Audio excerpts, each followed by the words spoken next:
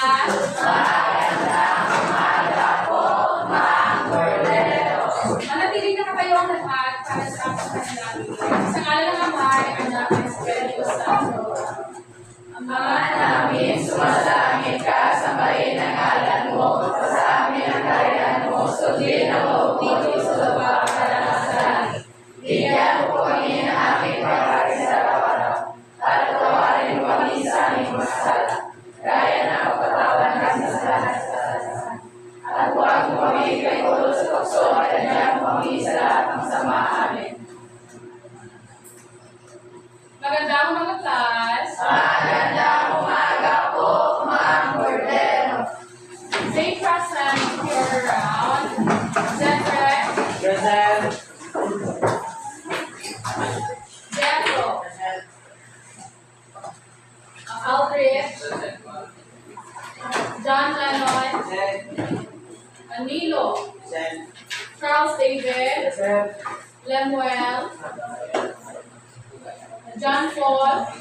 Jamar. Present. Yasen. Present. Christopher. Present. Alray John. Present.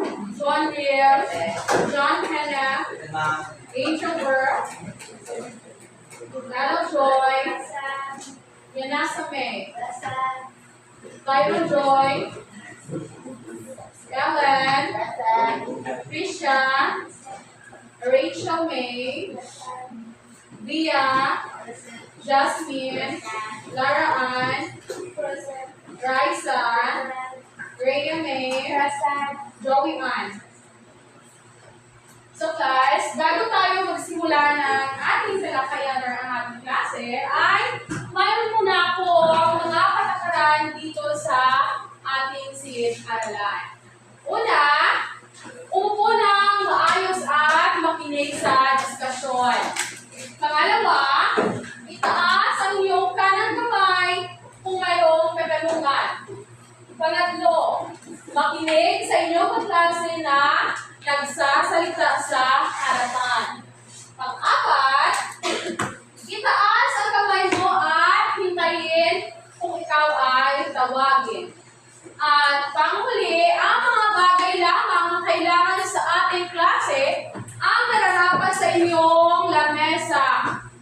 At kung meron kayong mga telepono, pakitago or paki-silent ng inyong telepono. Maliwanag? Yes, ma'am. Okay.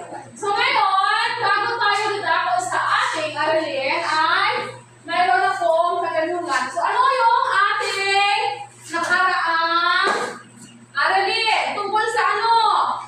Yes, Rhea May. Ang ating nakaraang aralin ay tungkol sa politikal na pagkilahok. Yes, tungkol sa political na pakikilahok. So ano yung political na pakikilahok? Ano ang halimbawa ng political na pakikilahok? Cedric? Yes, very good.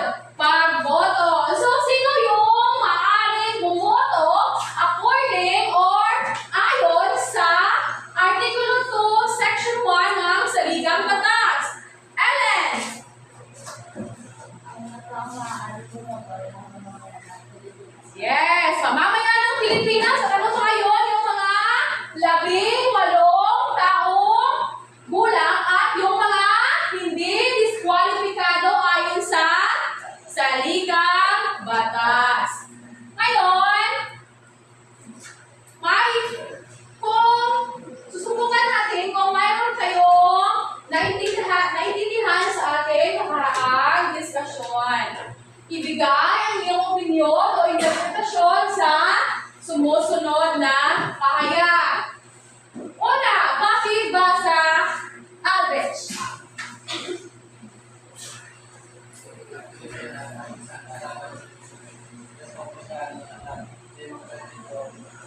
Naranasan ng pangyayari ay ang Pilipinas sa bayanan at namumula sa kanila ang lahat na pangyayaran na pamahalaan.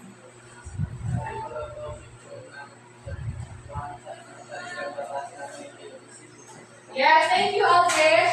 So, sino yung pwedeng magbigay ng kanilang interpretasyon tungkol sa unang pahayag? Yes.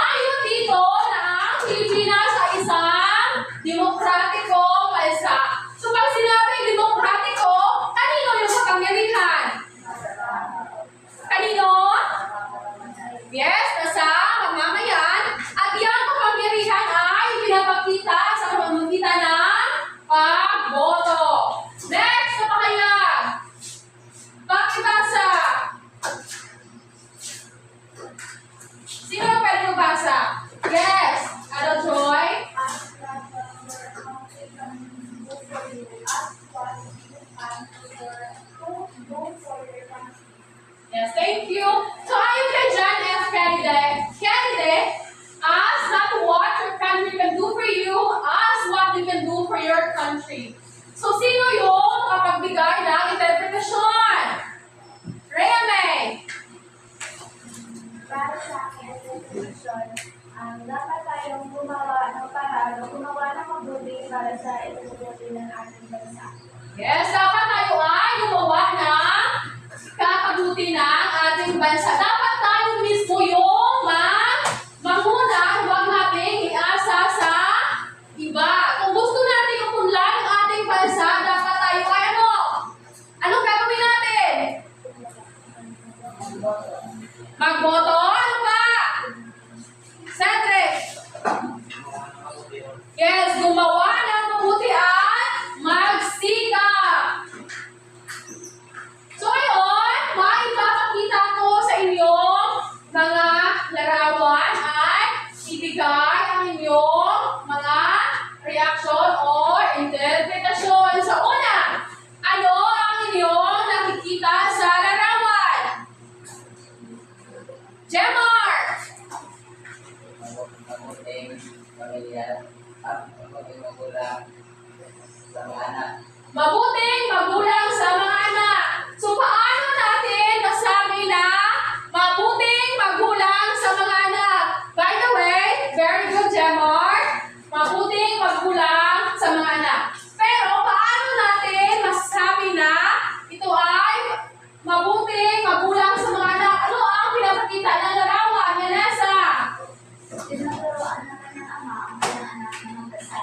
Yes, tinuturuan ng kaniyang ama ang kanyang anak na magdasal. So bilang isang mabuting magulang, dapat tayo mismo yung magturo or magiging role model ng ating mga anak kung about sa ating pananaman or pananaman.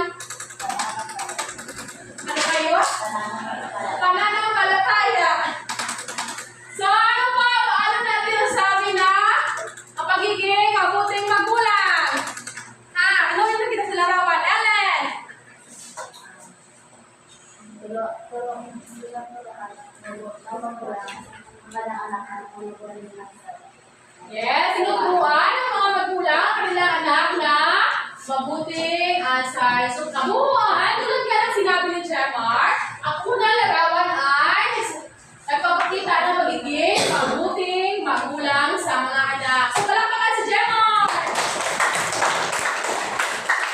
Ang susunod na larawan, ano ang inyong nakikita dito? Takas ng pera. Yes! Tax! Next, ano pa? Krisha! Yes, sila ay tamang pagbayad ng buwes. Dahil nakita dito tungkol na doon sila sa ano? Saan tayo? Nagbabayad ng buwes. Sa gobyerno, ano? Unit ng gobyerno tayo or sa aming unit ng gobyerno tayo nagbabayad ng buwes. Sa ano? Aldrich! Yes, very good. Sa Bureau of Internal Revenue. Next picture. Ano ang iyong nakikita? Ha? Yasen? Ha? Pag-alaga sa kalikasan. Ano pa? Jasmine? Yes, pagmamahal sa bansa daw yung sinasabi ng mga larawan. So, paano natin masabi na mayroong pagmamahal sa bansa? Ha? Paano nila ipinapakita ang pagmamahal sa bansa? Rhea May? Pagiging tapat. Ano pa? Jemar? Yes, pagrespeto sa watawat ng Pilipinas. Tulad na, nakikita niyo dito sa estudyante sa taas na siya ay nag-attend ng flag ceremony. So ano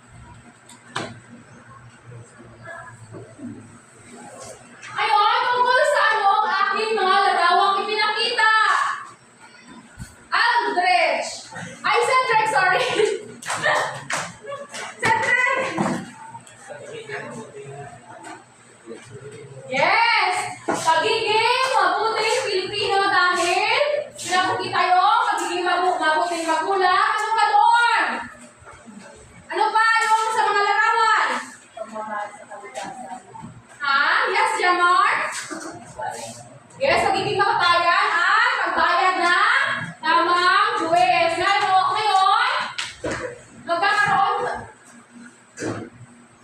magkakaroon tayo ng activity.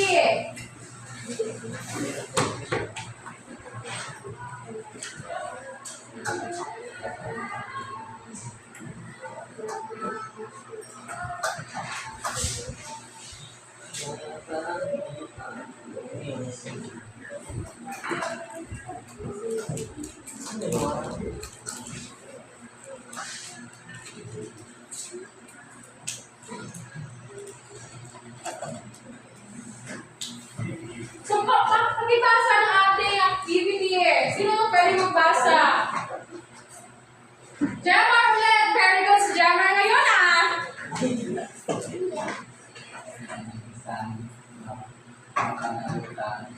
Yes, katangian ng isang mapanagutang mamamayan.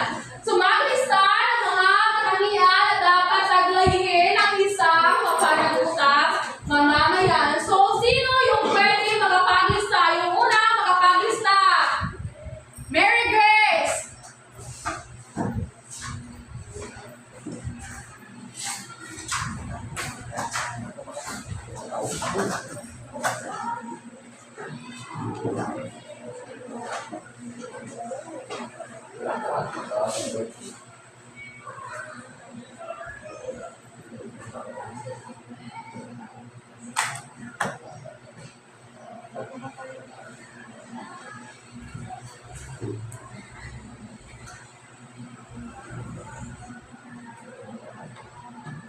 Yes, yung nailista ni Mary Grace ay pagmamahal sa magulang. Next! Sino tayo makakaglista ng katangian ng isang mapanagutang mamamayan? Aldrich!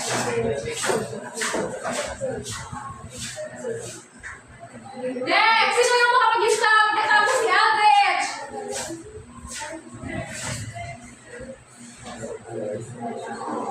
Aldrich John!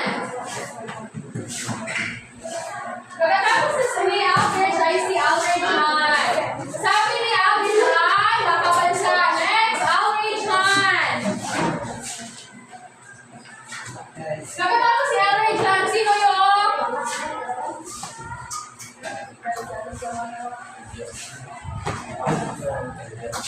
At Eljo. Next, si Aldrich John is si Eljo.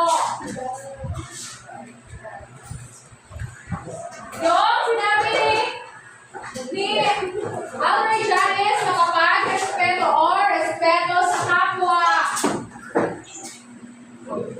Next, si Eljo. Sino yung makapagsagot?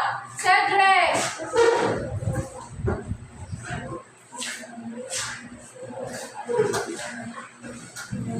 Kapajos.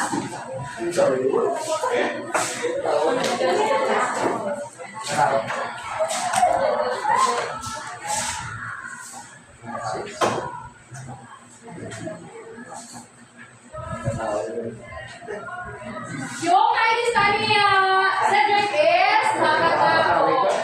So, ito yung inyong itinala bilang mga katangian ng isang mabuting mamamayan. So, mamaya, tingnan natin sa ating talakayan kung tama ba ang inyong mga inilista dito. So, ngayon, ano sa tingin ninyo ang ating tatalakayin ngayong araw?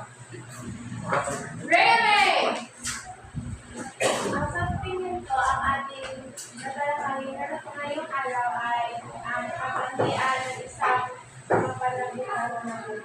Yes, katangian ng isang mapanagutang mamamayan. Ngayong araw, talakayin natin ang papel ng mamamayan sa pagkakaroon ng mabuting pamahalaan. Pag sinabing papel, ano yung papel? Papel ba na sinusulatan? Yes, Rene? Responsibilidad? Ano pa? Ellen? Yes. Pag sinabing papel, ito ay ating responsibilidad or obligasyon.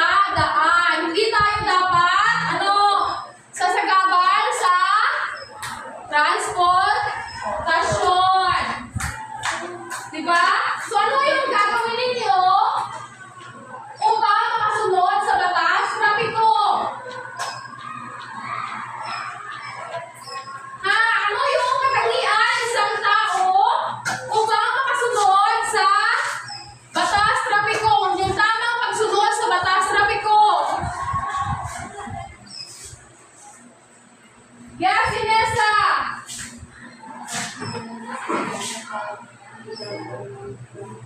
Yes! O, pag tigil ang sasakyan kapag nasa stoplight. Nakapunta na ba kayo sa syudad or sa city? Yes. Yes! So, nakapag-experience na ba kayo na sumakay sa sasakyan at dumaan sa stoplight? Yes, di ba? Ano yung ginagawa ng sasakyan? Kapag yung stoplight ay nasa red, humihinto. Kapag nasa green naman ano? Dumidiretso yung takbo. So kapag gusto mong ano ngayon? Kapag gusto mong tumawid sa daan, ano yung dapat na sa stoplight? Yellow or orange. Di ba tama ba? Okay, dapat yan upang iwasan traffic or disgrasya. Next, tangkilikin ang sariling produkto. Sabi daw, ang pagtangkilik sa sariling produkto ay isa sa pinakamabisang paraan upang makatulong sa pag-unlad ng ating bansa. Bakit? Bakit ang pagtangkilik ng ating sariling produkto ay makatulong sa pag-unlad ng ating bansa? Like for example, kapag may bumibili or nagtitinda ng mga local products, bakit dapat natin mas piliin yung mga local products kaysa sa mga imported na produkto? Sino yung makapagbenepisyo? Tayo? Sino yung mga mamamayang Pilipino? Diba? Tayo yung kapwa natin Pilipino ay makapagbenepisyo sa pagtangkilik ng ating sariling produkto. Kapag maraming Pilipino ang negosyante at marami naman yung magagpilik sa ating sariling produkto, mas lalo umunlad ang ating bansa, di ba? Tama, di ba? Tama. So, magbigay ng sitwasyon ng pagtangkilik sa sariling produkto. Ha? Magbigay ng isang sitwasyon kung saan ikaw ay tumatangkilik sa ating sariling produkto. Yanesa! Pagbili ng mga produkto na sa Pilipinas ginawa. Yes, pagbili na mga produkto na sa Pilipinas ginawa. Like for example, sa Shopee. Di ba mahilig kayo mag-Shopee? Diba? Ano yung pipiliin ninyo? Yung product na galing sa mainland China or sa Manila lamang? Sa Manila lamang upang makatulong tayo sa ating kapwa Pilipino. Next! Ano yung mga to? Pakibasa! Laraan! Positibo sa pagpapahayag sa sarili Magiging positibo sa pagpapahayag sa sariling bansa. So, sino pa ba ang dapat na magiging proud sa ating sariling bansa? Sino yung dapat magkalat ng mabuting informasyon sa ating sariling bansa? Mga Banyaga ba o tayong mga Pilipino? Yes, tayo mga Pilipino. Kung sa bahay natin, walang ibang bumupuri sa atin na tayo ay maganda. Mga magulang naman natin, di ba? Di ba? Sabi ng magulang natin, yung anak ko ay napakaganda. Lagi yung narinig yan, di ba? Tama, hindi? So, kung tayo, like for example, ang magiging positibo sa pagpapahayag sa sariling bansa, ay tulad lamang yan sa pagpahayag ng positibo ng inyong magulang tungkol sa inyo. Like for example, kung tungkol sa mga turismo, dapat yung mga tourist spot dito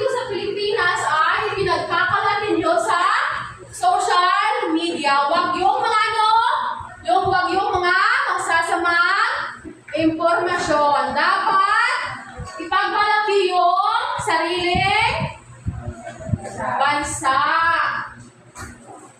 Next is igalang ang mga lingkod bayan. So, sino yung mga lingkod bayan? Ha, Jemar?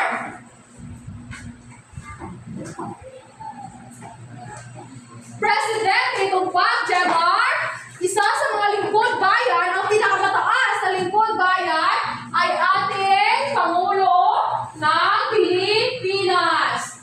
So bilang mag-aaral, bilang isang mamamayan, para makapag-function or para magawa ng mabuti ng Pilipinas or ng Pangulo ang kanyang obligasyon or mga responsibilidad, dapat natin siya, igalang at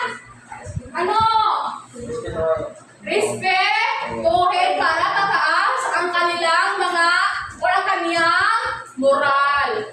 Gaya rin sa mga pulis or sundalo, pati na rin yung mga guro, dapat natin sila igalang para tataas ang kanilang moral at magawa nila ng mabuti ang kanilang responsibilidad.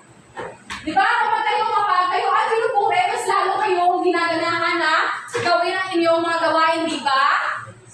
Tama, hindi? Tama. Number 5. Ano yung number 5? John Paul. Sabo ng basura, please, face front. Huwag yung magtato-tato dyan sa kamay ni John Paul. Makinig sa ating talakayan. So pag sinabing itapo ng gusto ang basura, ano yun? Ha? Paano mo itapo ng gusto ang basura? Tumayo! Paano mo itapo ng gusto ang basura? Bakit dapat itapo ng gusto ang basura? Ha? Di ba sabi, makinig sa talakayan? Sino yung makatulong sa kanya? Cedric! Para malinis ang kapaligiran natin. Yes, para maging malinis ang kapaligiran. So, ang kalikasan ay isa sa mga kinukuhanan ng mga hilaw na materyales na ginagamit natin sa pang-araw-araw na buhay. Tulad natin ng ating mga kanin, ano pa yun, mga vegetables natin dyan. Kapag tinapunan natin ng basura, magiging ano na yan? Magiging ano? Magiging madumi. Kakain ba kayo ng madumi? Yes. Di ba? So, dapat itapon ng baso ang basura. Number 6, tulungan ang mga batang kabilang sa malalitang angkan. So, nakikita ninyo, maraming mga kabataan ang naghihirap at hindi nakapag-aral dahil sa mahirap na buhay. So, dapat natin silang tulungan. Diba? Pag sinabi maralita, ano ngayon? Mahirap. So, paano natin tulungan yung mga batang maralita or sa maralitang angkan? Nagbibigay ng ano? Yan nasa?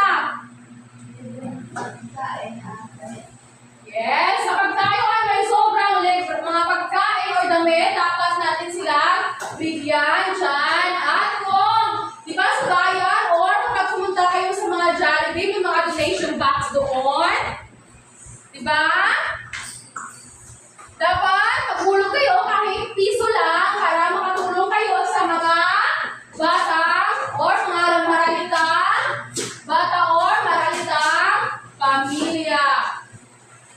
Number 7, gampanan ang tungkulin tuwing eleksyon. So ano ang iyong tungkulin tuwing eleksyon? Magboto. Very good, Gemma. Yan nasa.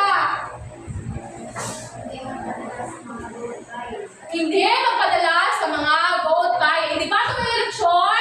Malaking issue talaga yung vote buying. Yung vote buying yung umahadlang sa atin upang piliin yung mga nararapat na kandidato. Pero kapag ikaw ay boboto, ano ang iyong piliin? Pera ba or iyong integridad? Integridad. Dapat ikaw, dapat bilang isang Integridad. Ibebenta mo ba ang iyong integridad? Hindi. Dapat lang. Number 8. Maayos na maglingkod sa pinaglilingkuran. Ano ito? Sino yung pwedeng makapag-explain? Maayos na maglingkod sa pinaglilingkuran. Ha?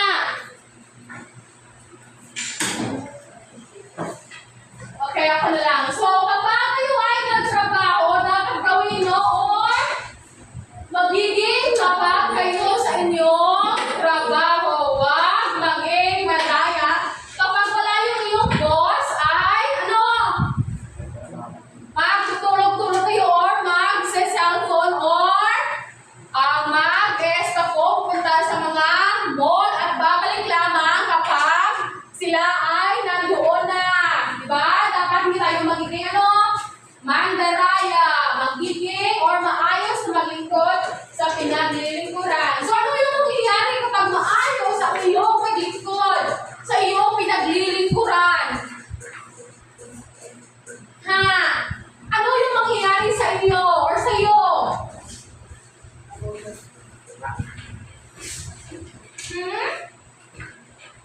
Ano yung mangyayari sa inyo kapag ginagawa nyo na mabuti or tama ang iyong trabaho?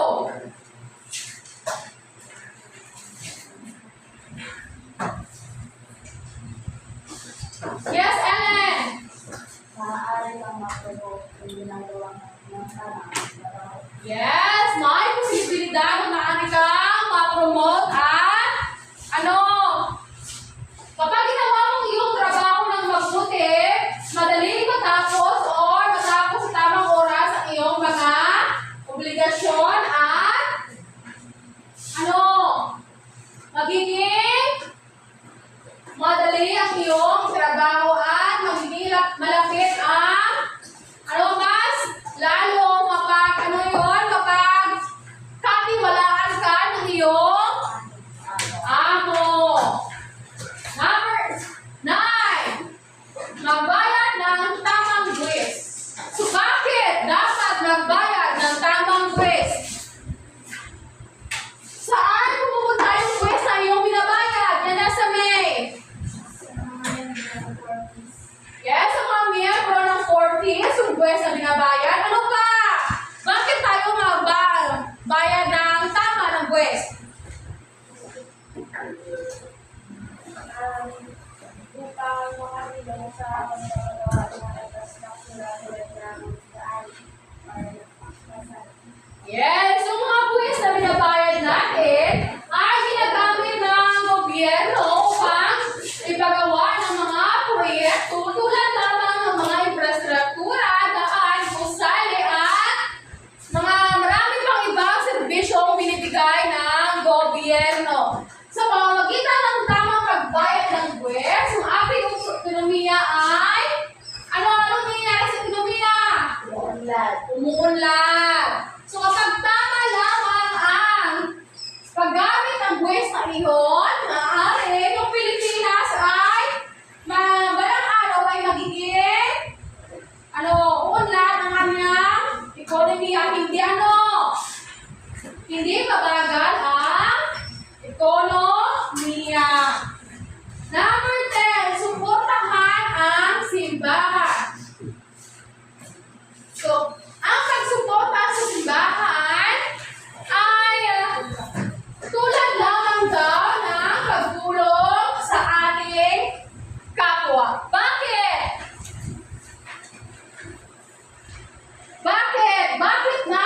Bakit nasabi na ang pagsuporta sa simbahan ay tulad lamang ng pagtulong natin sa ating kapwa?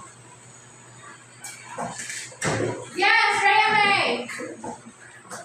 Dahil ay ang simbahan ay mayroong charity. So kapag tinutulungan natin ang simbahan, ang dumadating na tulong sa simbahan ay tumutulungan din ang simbahan ang mga tao ay ang kanilang charity tulad ng mga batang butubi or may mga kasal. Wow, tumba, Rhea May! Dito mo lang sa kasi, Rhea May! Tama po na! Yes, no! Ang pera ibibigay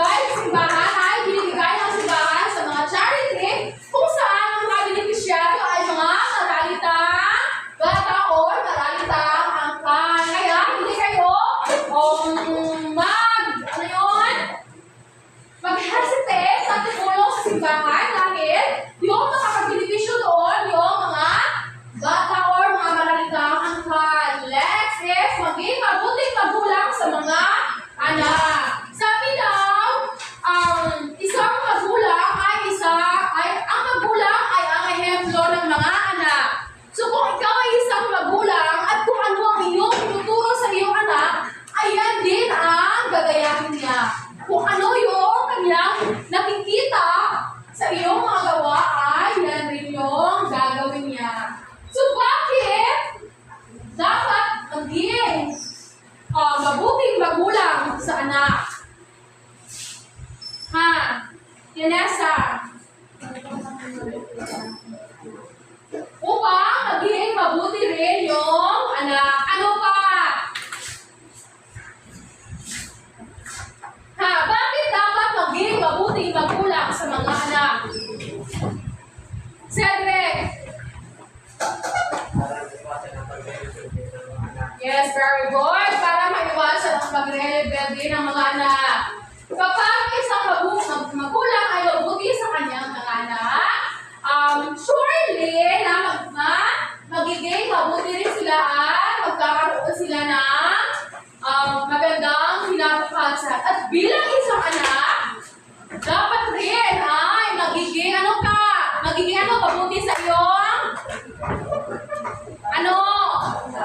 magulang, ama at ina. Dapat gawin mo rin yung obligasyon or responsibilidad mo bilang anak. Last one is humingi ng resibo kapag bumibili. So kapag humihingi ba kayo ng resibo? Yes.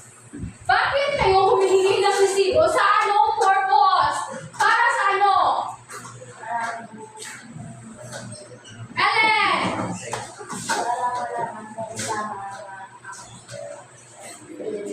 Yes, para malaman kung presyo ng iyong binili. Ano pa? Rhea May! Upang malaman kung expired ito or hindi. Upang malaman kung yung binili expired o hindi. Ama, ano pa? Andres! Para hindi maluko ng binilhan. Ano pa? Meron pa ba? Ha? Cedric! Para malaman kung smuggle ko o hindi. Para malaman kung smuggled or hindi. Pero sa katunayan, ang pagbibigay ng resibo kapag bumibili, listen. So, ang pagbibigay ng resibo kapag bumibili ay isa sa pinakamalaking kontribusyon or malaking ambag sa paglaki ng ating ekonomiya.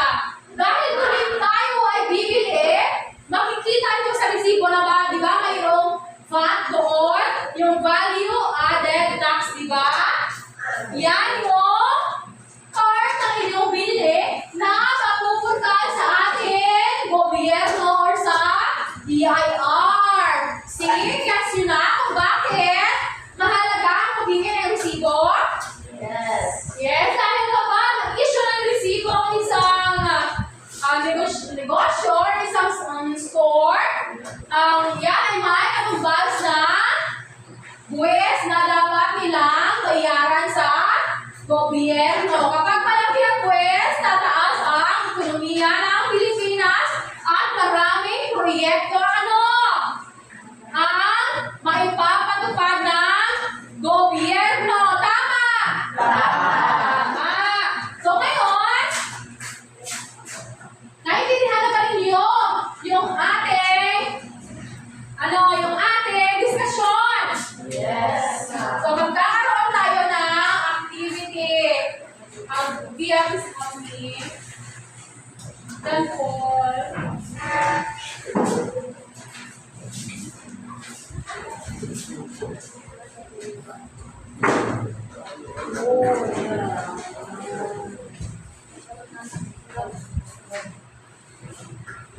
Ayaw ko natin yung yung sa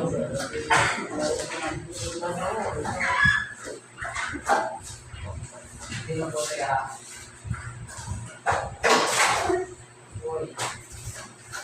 ano ba? Hindi mo nga nila. Bayem! So mayroon tayo ng activity konsepto suri. So girls versus boys. So meron akong kahon dito. Ang mga kahon ay mayroong lamang sagot. Mangyaring suriin ang mga pakayag sa kahon at tukuyin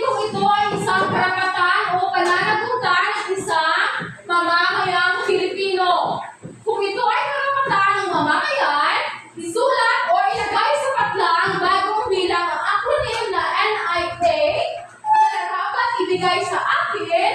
Kung ito naman ay pananagutan, isulat ang NKG or kung nararapat kong gawin. Girls, dito. Boys, sa kabila. Ang paunahan, sagot. Ang maunang makasagot ay mayroong pagpremyo. Go! Bigyan ko lang kayo ng 2 minuto. Do it quietly.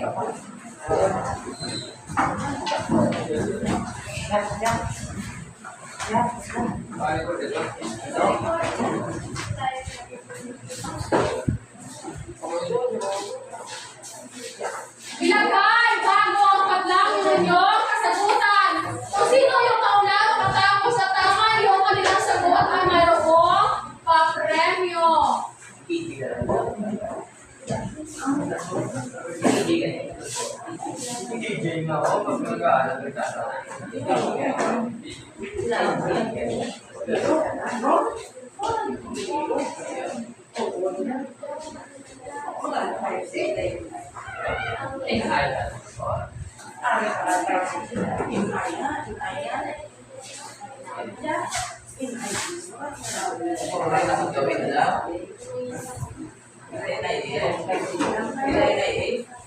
Ay, kayo dyan, bakit di tulungan niyo yung group mate? Girls versus boys, kasi tulungan niyo yung klase. Jericho. Ito boy, tulungan. Isa, ako yung girls. Ay,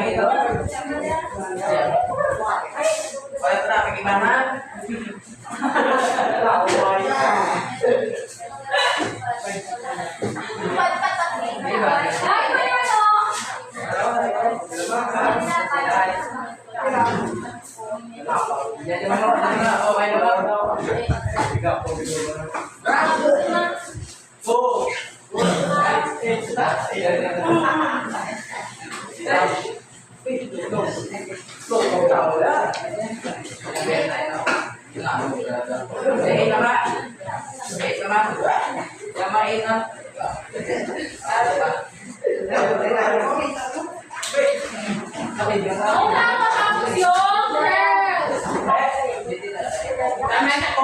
Please go back to your seat. So, yung mga babae yung nauna na kasagot. So, girls, explain or papiya.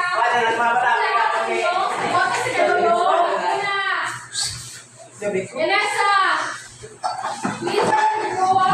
Pagkulat nyo, ano sagot?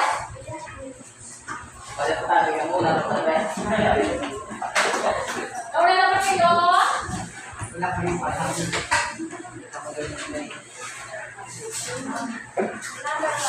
Tangkilikin ang sariling kagusto. Dapat natin tangkilikin at dapat natin gawin ang pagtangkilik sa ating produkto dahil isa ito sa paraan ng kauulan ng Yes, dapat. No, narapat mo gawin ang pagtangkilik ng produkto. So, tama lahat. Dapat mo. Ano dapat mo sagot? Mahalaga. Nararapat kong gawin na pangalagaan ang kalikasan. Dahil nakasalalay din ang ating buhay sa kalikasan. Kung natin maalagaan ang maayos ang ating kalikasan, tayo ay magkakaroon ng sakit at ito ay makaka-apekto sa ating bansa. Yes, narapat ka winter. Narapat gawin tigyan mo yan. Manatiling class at maayos sa kapaligiran. KG. KG rin ba yung sa kabila? Tama. Number 4. Kaya tamang quiz sa gobyerno. Bakit narapat mo gawin yan? Bila para magiging isang responsable mamamayan. Number 5. LIA yung sagot nila. Bakit narapat na ibigay sa iyo yung ano? Number 5. Dapat maipahayag ang pagsaayon o pagtubol sa mga isyo. Dapat maibigay sa iyo yan dahil yun yan yung ano? Karapatan. Very good. Number 6. Ano? Humingi ng opisyal na resibo sa binibigay produkto. Yes, dapat maibigay sa iyo dahil alam mo yan ang magiging na resibo.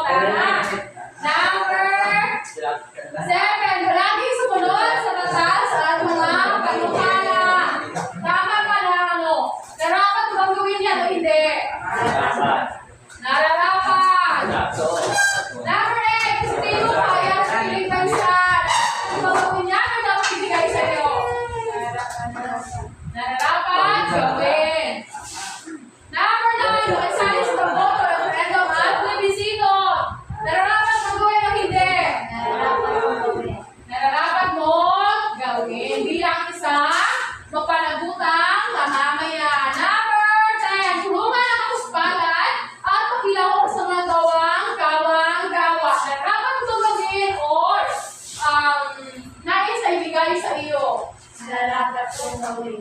Dapat mong gawin. Perfect yung boys at perfect din yung girls. Kasi sino yung nanalo?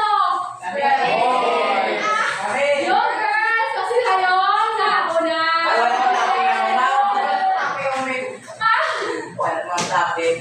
So, next activities. Naintindihan mo na ba ito?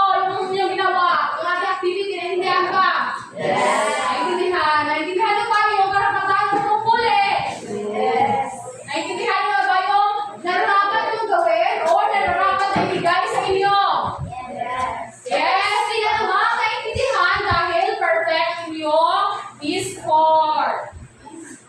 So ngayon, pumili ng buhang yung naibigan sa ibaba. So dito, mag-serve as group 1, group 2, group 3, at magpili ng leader.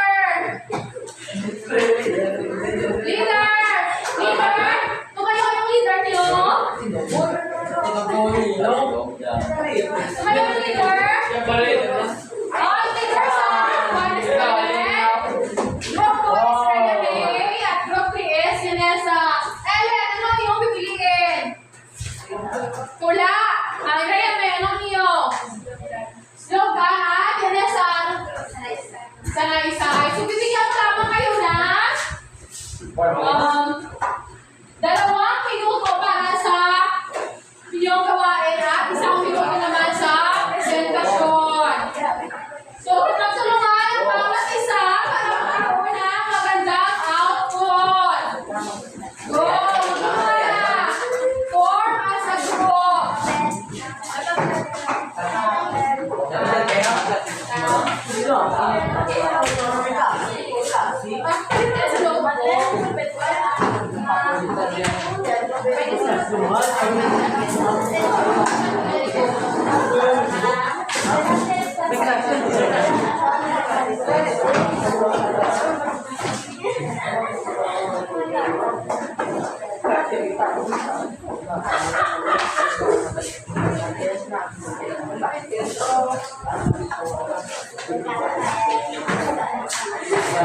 Please, magtulungan kayo bilang isang group. Go yung group, magtulungan. Sige na kayo mag-challenge ko. Go, Justin, Mary Grace, tulungan yung group ko. So, sa bigay mo ng score sa iyo, ito yung ating pamantayan. Una, nilalaban, 4 points. Effective ko ng paglalakay, 4 points. Realismo, 4 points. Makatuhanan, 4 points. At pag hindi kaya, 4 points. A total of 20 points. Tulungan niyo mag-grupo ha. Mag-representa na sa harap. 1 minute lang.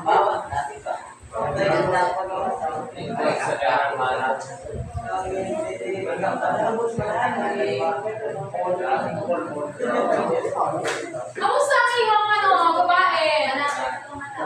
Malapit na po matapos. Sa inyo dyan. Malapit na. Sa inyo, Ellen. Malapit na. Tulungan kayo. Dapat talang na kayo ninyo nila. Wala pa kayong title. Sige.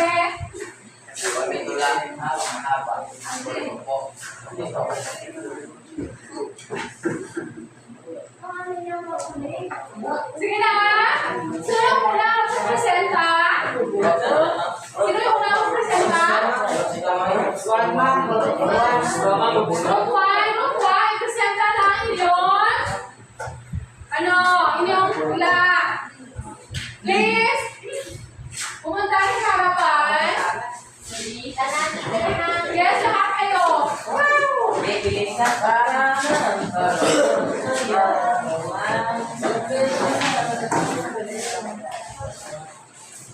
Pipili lamang ang isang magbabasa. Pagkabilisan.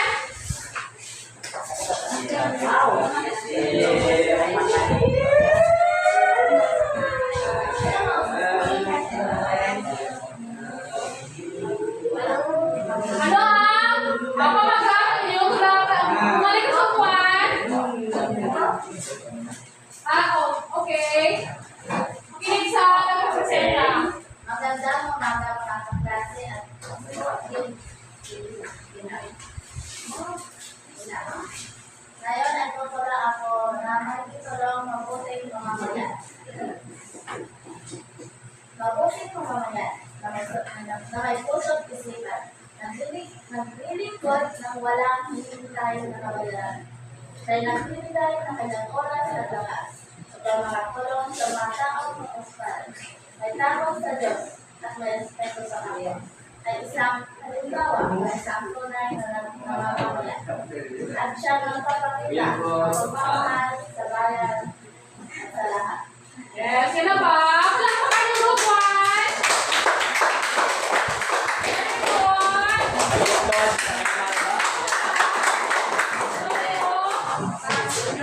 Yes, group 3 na mauna. Okay, ikaw na.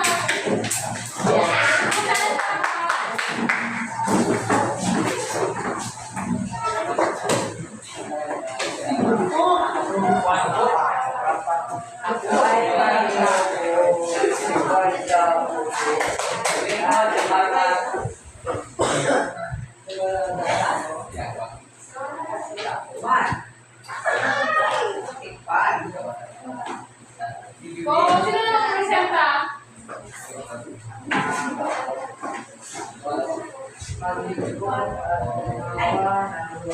Good morning, balik naman tayo. Slogan ng maglingkod at gumawa ng mabuti bilang isang mamayan para sa ikaw-unlad ng bayan. So, dapat tayong gumawa ng mga mabuti upang mas mapaunlad natin ang ating mamayan tulad ng pagsulit sa victory. Yes, dapat na sigura gumawa bilang mga bayan. Sige, palakpakan yung sarili.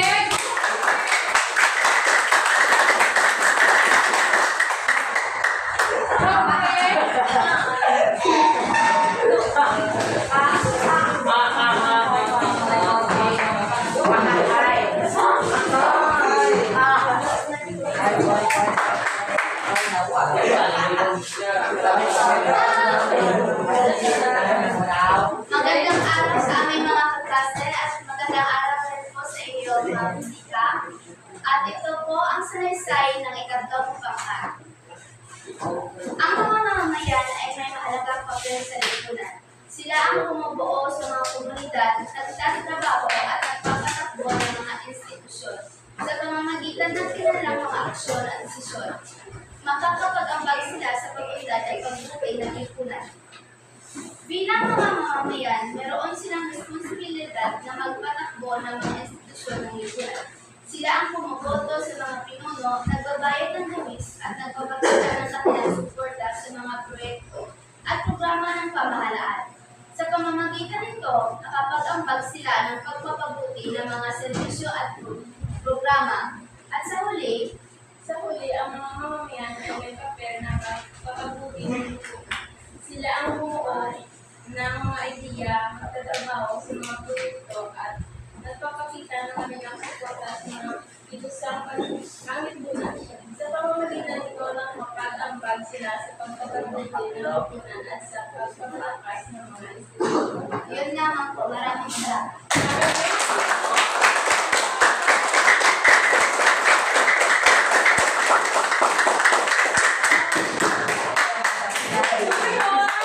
Ay, tanong namin ako. Paano mo isa sa buhay ang magiging isang mapagutang mamamayan para sa ikaunlad ng bansa? Paano mo isa sa buhay magiging mabuting mamamayan, Reme? Isa sa buhay ko ito sa pamamagitan ng pagtulong sa kapwa. Yes, pagtulong sa kapwa. Ano pa, Vanessa? Paano mo isa sa buhay ang magiging mapagutang mamamayan para sa ikaunlad ng bansa? Pagkakilit sa mga produkto na dami, isay sa mga Yes, pagpipili sa mga produkto at hindi pagsaway sa tagas at pagiging mabuting mamamayan.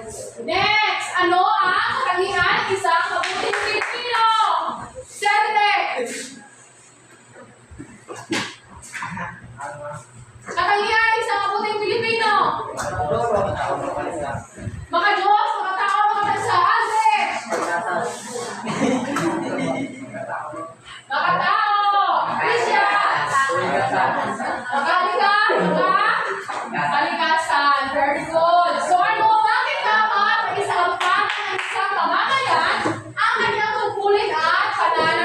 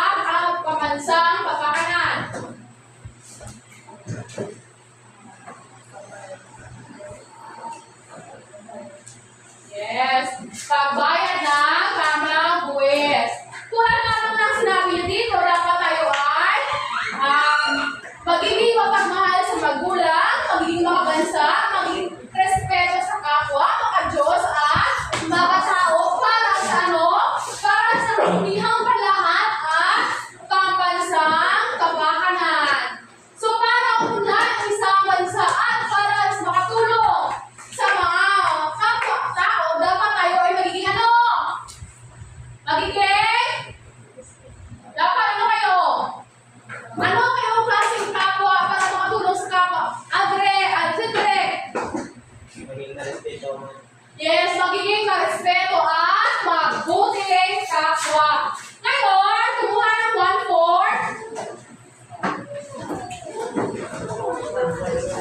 1/4, please. Pastor, sa inyong notebook lamang dyan. Karoon tayo ng maikling pagtataya. 1/4. Please, Pastor, at malapit na yung time.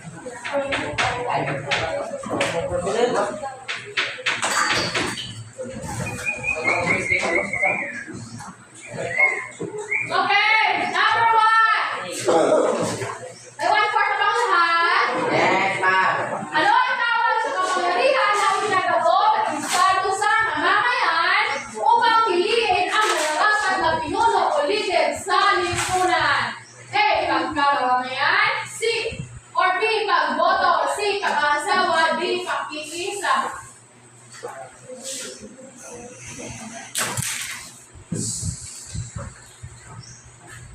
Number 2. Ano kapangyarihan ang ipinapakita kung ang isang tao ay may pagpapahalaga sa kapaligiran? A. Makapansa. C. Makakalikasan. B. Mga tao. Or C. Makakalikasan. Or B. Mga tao. D. Makatwira.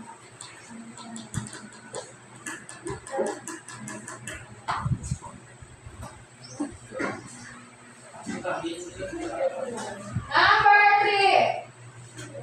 Si Lemuel ay pinanganak sa Amerika. Gagawan pa rin Pilipino ang kanyang magulang. Kapila na siya nakatira sa Amerika, lubos sa kanyang pagpapahalaga sa mga produktong galing sa Pilipinas. Ano katangian ang ipinapakita ni Lemuel? A. Mga Diyos. B. Mga tuwiran. C. Mga tao. D. Mga bansa.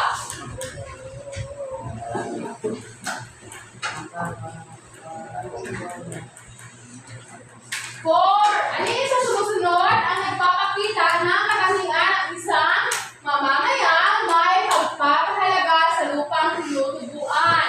A. Handang ipagtanggol ang estado. B. Tinitingnan ang kamalian ng mga pinuno. C. Ibinoboto ang kandidato dahil sa malapit na kapag-anak. At D. Tinatangkilik ang produktong galing sa ibang bansa. Number 5. Sa panahon ng halalay, lumapit sa inyo ang isang representante ng isang kandidato at pinipilit kang susulan para iboto ang isang politiko sa inyong lugar. Natakot kang tanggihan ng alok na pera sapagkat kilala ang naturang politiko na kainitin ang ulo at ayaw ang napapahiya. Ano ang dapat mong gawin? A. I-report sa kinaukulan ang panungol ng kandidato at huwag iboto ang naturang politiko. B. Tanggapin ang pera at iboto ang naturang politiko. At C. Lisanin ang lugar sa lalong madaling panahon. At D. Tanggapin ang pera at huwag nang bumoto. Let's check your papers. One is D or C. Hi. Bakit